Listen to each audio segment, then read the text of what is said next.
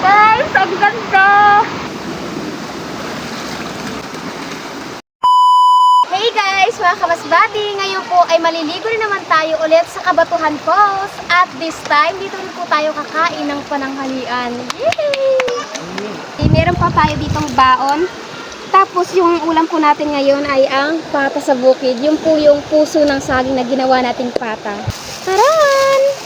So ngayon guys, mga kamasbati, ay kakain na po tayo ng pananghalian. Ayan, heto po yung pati. Kanina sabi ko pata, pati pala. So ayan, yung pati sa bukid na gawa sa puso ng saging. Ayan, titikman na natin. Pwede nyo ito guys gawin.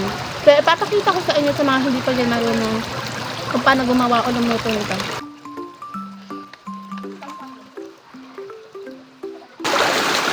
So ngayon guys, mga kabasbate, ay ilibot-libot ko na po kayo. Simula dito hanggang pataas. So ayan guys, nakikita nyo, grabe. Ang ganda dito. Sa part na to, medyo malalim yung tubig hanggang dito. So pupunta po tayo dun sa taas, dun sa pinagsisimula ng pag-aagos ng tubig.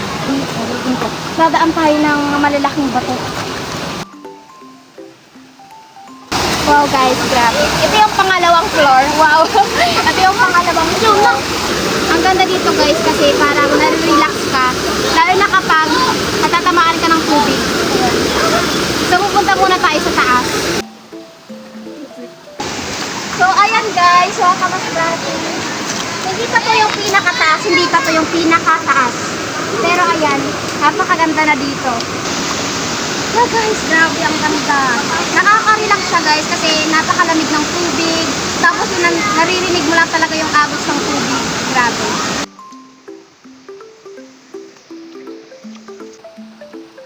So ayan guys, nakikita po natin mga kamasbati. Talagang puro malalaking bato. Kaya tinatawag natin itong Kabatuhan Falls o yung tawag talaga dito ay ang Big Rocks.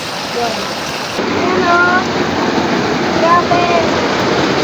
So ayun, nakita natin simula dito, ayan o, umaagos yung tubig hanggang doon, tapos papunta na doon sa pinakadulo. So pupunta pa po tayo doon sa taas. Wow guys! Grabe guys, ang ganda dito, diba? Sabi ko sa inyo, medyo or mas malawak dito kaysa doon sa baba. Siguro mga pang-apat na kalapag na to or floor. Tapos yung tubig dito guys, hanggang dito lang. Ayan. Hindi masyadong malalim. Di tulad nung doon, hanggang dito, hanggang dito. So, ayan guys, ang ganda! Okay guys, mga kamasbati, ilang beses na ako pumunta dito pero hindi pa ako nakakapunta dito sa part na to, hanggang doon, sa dulo, meron pang dulo. Hindi pa ako doon nakakapunta hanggang doon, pala ako sa baba hanggang doon. Sa mga siguro mga pangatlong palapag, mga ganun. So, yung first time ko itong pumunta. Tapos doon sa pinakadulo, hindi pa. So, pupuntahan natin yung tapos bababa na tayo.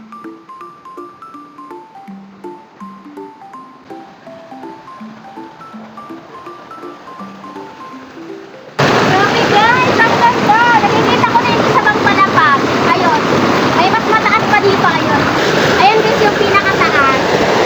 So, grabe. Ang ganda. Gusto ko siyang puntahan kaso nga parang hindi natin kayang umakyat dito. So, papakita ko na lang sa inyo tapos babalik na po tayo doon sa baba.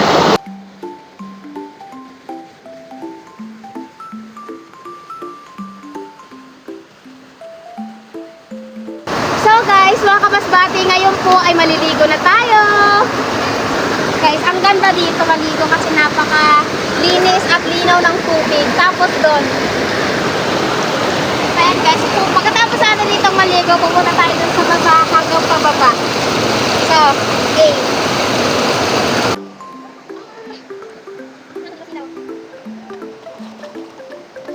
So guys, grabe ang sarap ng tubig. The best talaga to sa mainit na panahon tapos sa palaging naiinitan ng katawan.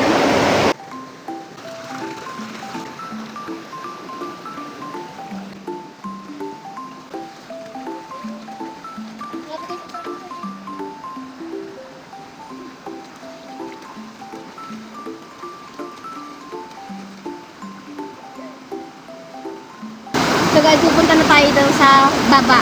Tapos, pinakababa na siguro. So, mapunta na po tayo.